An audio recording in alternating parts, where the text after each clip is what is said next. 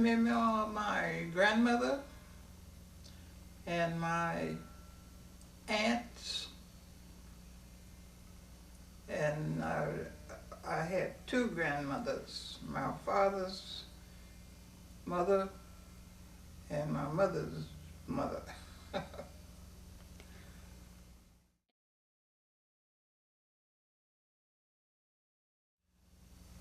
It was fine to a point, but eventually one of my older brothers took charge of everything, Kermit.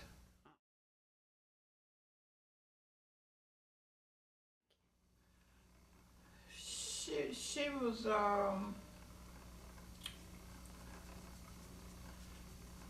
she's very positive about what she wanted you to do.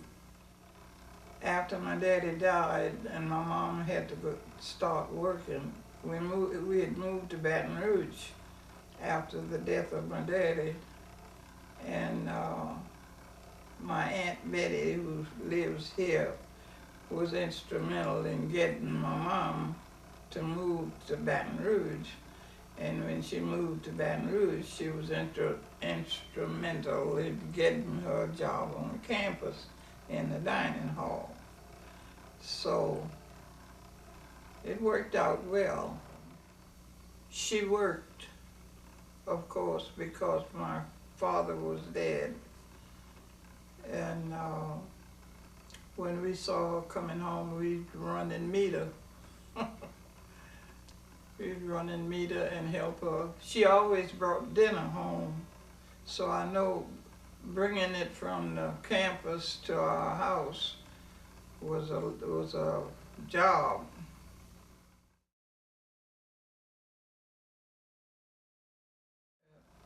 She was the oldest. I don't know whether she was older than Frank or not. Frank. She's oldest. Than Frank. Right. Okay. She lived across the backyard. Oh. Aunt Eula. That was only since we moved to Baton Rouge. Yeah, she was a busybody and always had a lot of company at her house. And if you had company at your house, what would she do? What would she do? She'd come over to find out who was here.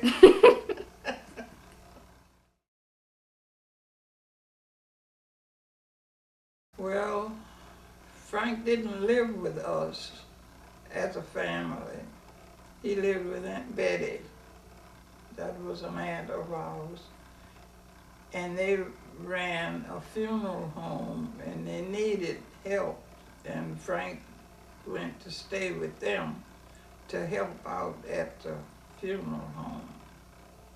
We missed him, but he stayed at Aunt Betty's. When he got tired of Aunt Betty, he'd get in his car and come on up to Swan Street where we live. And then he'd get tired of us, he'd go back to Aunt Betty.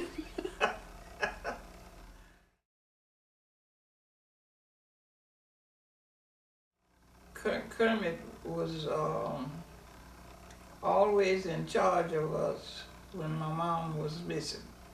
If my mom stayed overtime at work, Kermit was in charge. And you better do what Kermit said to.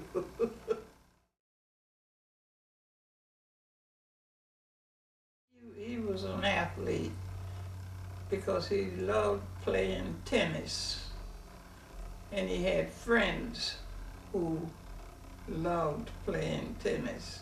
Now, they didn't get a chance to play tennis at our house because we didn't have that much space, but he did have some friends whose family owned wider territory, and they made that tennis court on those occasions.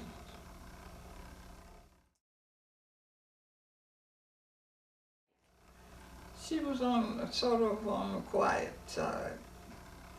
She was on the quiet side, and a lot of times when she was puzzled about something, she'd come over and ask me, and I'd try to help her solve a problem.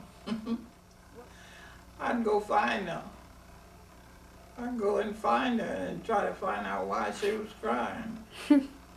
And sometimes she would tell me, and then other times she'd just keep on crying.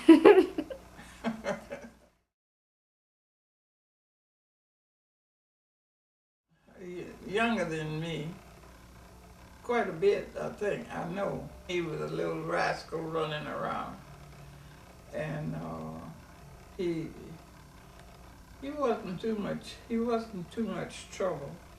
And when Kermit was not pleased with what he was doing, he'd grab him by the arm and take him in the back room. And I don't know what they did back there, but when they came out, Bill wasn't acting like he was acting when they went in.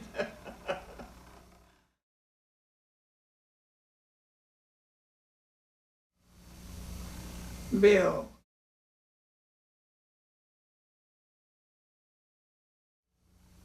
Boy, who made the best grades in school? I don't know what grades they made. I came out with A's.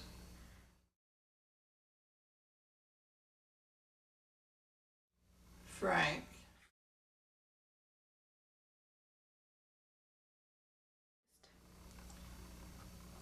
I was closest to Connie. You know, when people would invite us places, it was Sherley and Connie.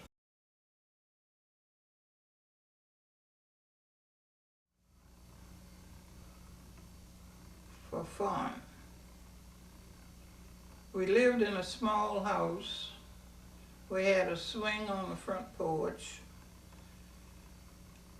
and we had a small yard. When we got ready to chase each other around, we just chased each other around and had fun.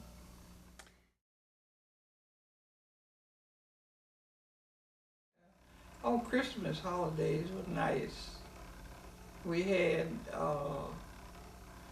nice toys. My mom would get Kermit to go and buy them and hide them from us till Christmas time came, and then they'd put them out. So Kermit was a big help to my mom as she needed it. She sure was.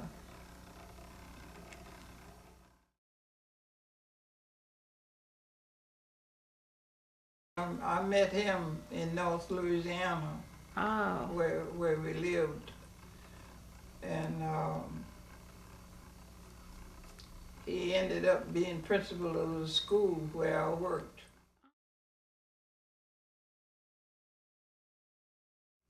Where we were married.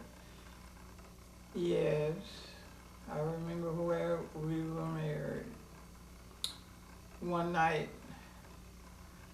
a friend of mine stopped by and we talked and whatnot, and she mentioned the fact that she was going to be married that night. And I asked her by whom, and she told me the minister. And she stayed with me until it was time for her to go. And then she said, "Come and go with me." And I just put on a better looking dress and I went with her. And while we were there, the minister married Jake and me and married her and Howard Cook.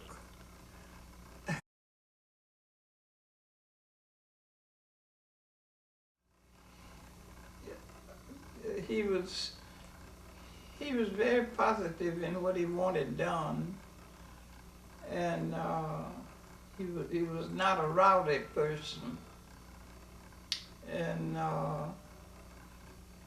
he was very cooperative and looked out for your interest above his, and we got along just fine.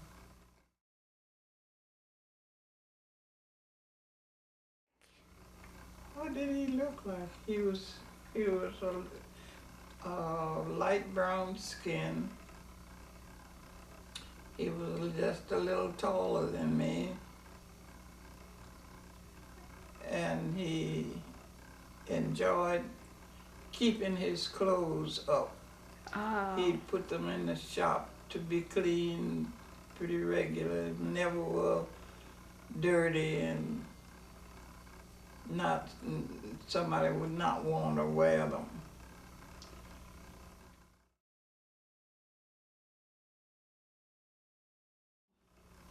Agriculture, And what did you study?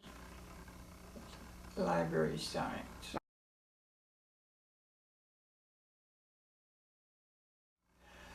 I can't put together any especially about me, but there were other things that happened around, and some of them were good and some were not. And I didn't like my roommate. She would go out at night and stay out such a long time. She would be way 3 o'clock in the morning before she'd come back. And when she would come back, instead of ringing the doorbell like she should have, she went around to the corner of the building and called my name. And I thought I heard somebody calling my name.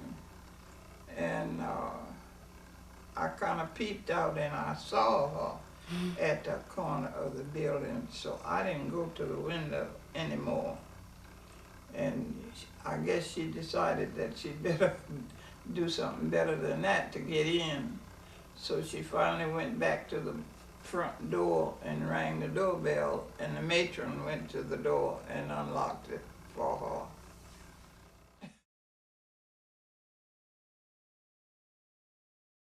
A little country town, but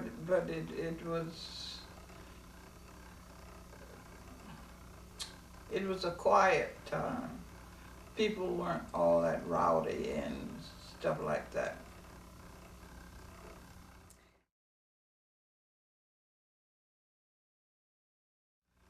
Lillian Nettles and her husband, Nettles, who lived next door. They were my closest friends.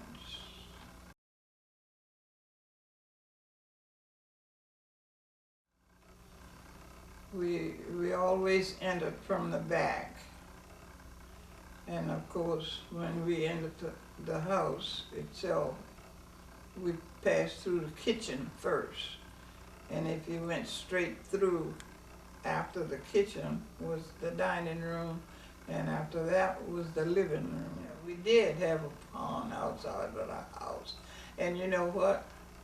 Connie was our youngest child, and we were standing in the backyard, and she was so frisky and whatnot, she ended up falling in falling in the fish pond. And Jake, my husband, was near, and he grabbed her out of it so quick she didn't have time to cry. We lived on a hill, and my husband used to keep it mowed on the front. He had a time, because you know he slipped and whatnot. And he would mow that hill till it would be so nice and pretty. And here comes some little brats from down the lane with a bucket and something to dig with. And they would come out on the front where he had just smoothed over the slant of the hill. And these little children had a little bucket, and they had a utensil to dig with, and they would come out and dig clay. What did they eat? It was something that they ate. Clay. They'd eat that clay. They would get it and put it in that bucket. And Jake was out there once. He hadn't finished doing what he wanted to do. And he told them they'd better get out of there and quit digging in that slant in front of our house. And one little girl turned around and looked at him and said, "They say this don't belong to you." This don't belong to you. And then twisted her little self and went on back down the lane.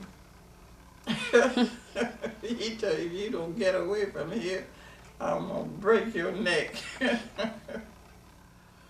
There was a hallway, and in that hallway there was 2 doors, and that's where the heat was coming from.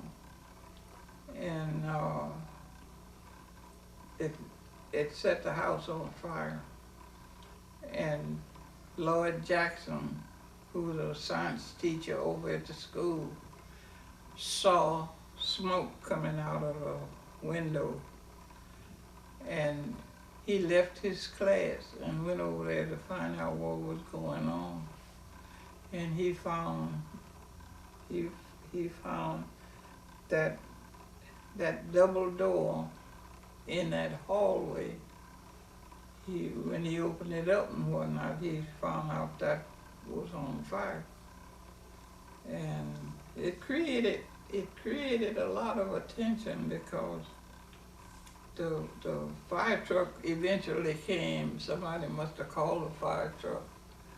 And they came and they went upstairs. You could get upstairs through a closet. And they came and they went upstairs to find out what was going on. And they checked it carefully and said they had put out whatever flame there was upstairs. And they came back to that hallway on the lower level, and they said there was a double layer of wood. I don't know why they made it that way, but there was a double layer of wood, like a cloth. And they advised Jake that he would have that. He would take that out and have a better structure put in, because we would always be afraid of a fire.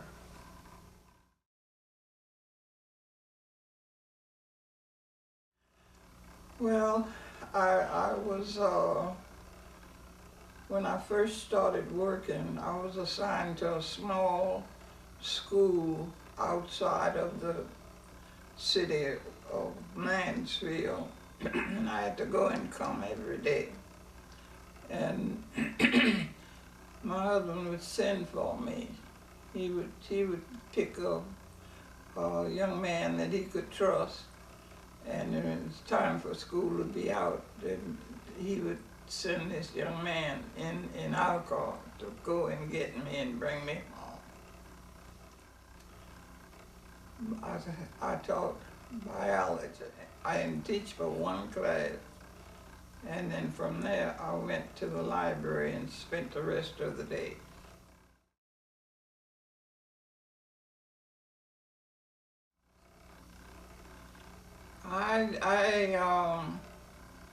They fitted in so smoothly that I don't remember anything that was particularly outstanding for either one of them.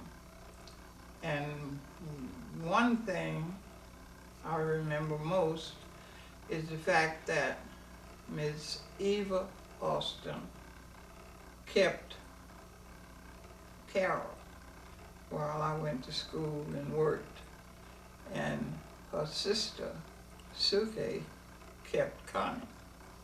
And the one that I liked the most was Suke, because she kept Connie so clean and kept her clothes ready for her. She never was without clean, neat clothes.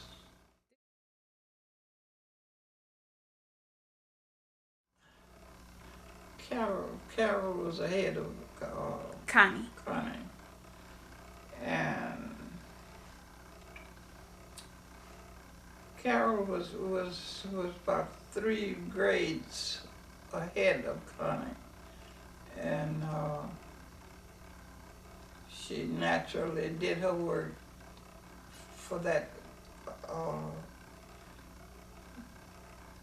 part of her education.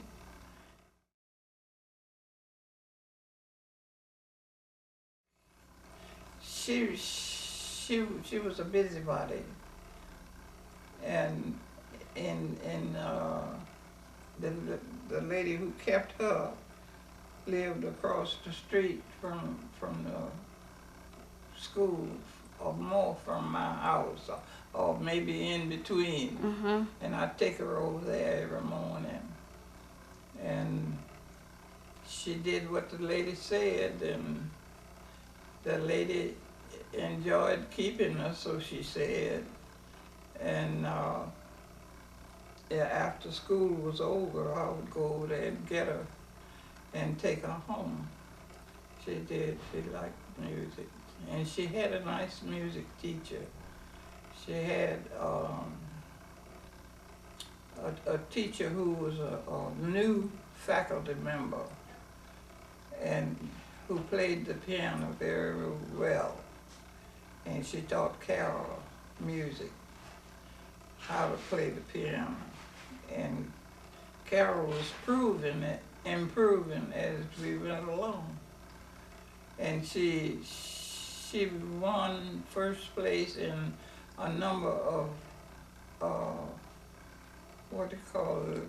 Competitions. Competitions, yes. I didn't get the impression that she was altogether anxious to practice, but when I say go practice, she went and practiced.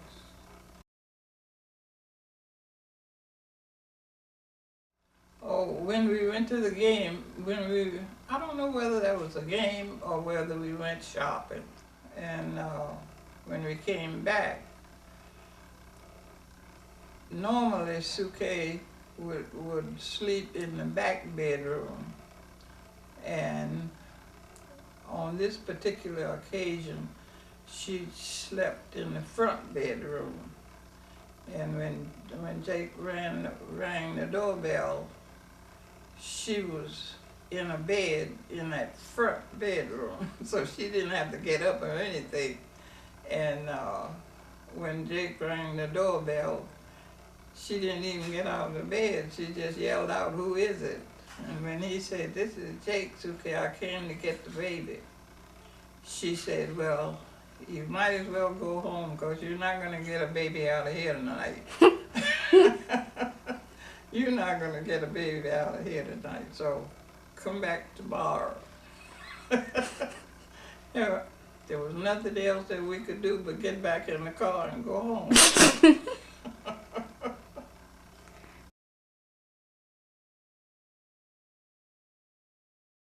Yeah, now that was the goldfish that we kept in the house, in an aquarium.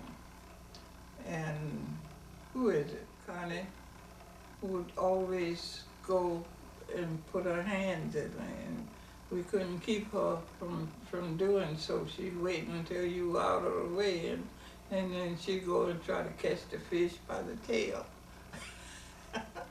And how in the world did we stop her? We stopped her from catching, that's when the black fish came. To stop her, I bought black fish that was slightly bigger than the fish that were in there. And that stopped her from putting her hands in the fish bowl. That stopped her from putting her hand in the fish bowl.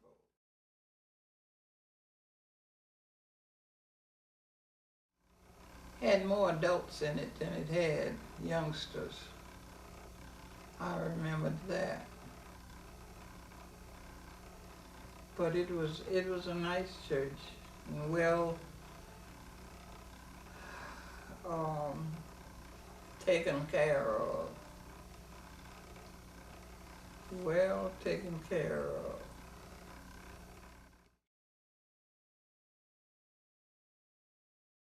Let me see.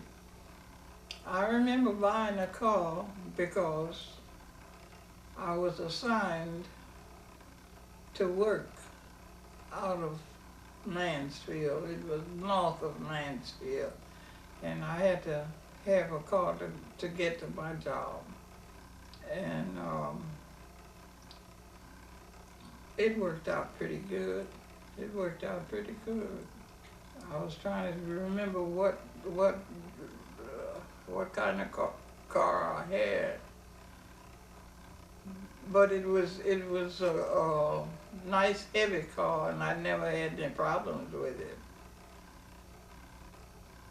And sometimes my husband would want to use it, and if he wanted to use it, he'd go on and use it, and at the end of the day, he'd get one of his trustworthy boys to come up to Grand Cane, where I was working, to get me and bring me back to our house.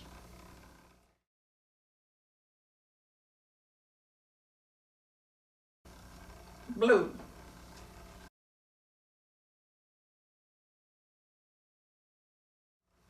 Oh, that's hard to say. What is my favorite food? We already know you like candy and sweets. Yeah, those would be first on my list.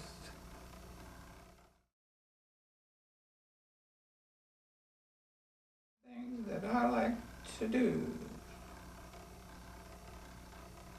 as a hobby. So, I made most of my clothes. I made most of my clothes. And I made all of the clothes for the children. Like to read? Oh yes, I've read many books.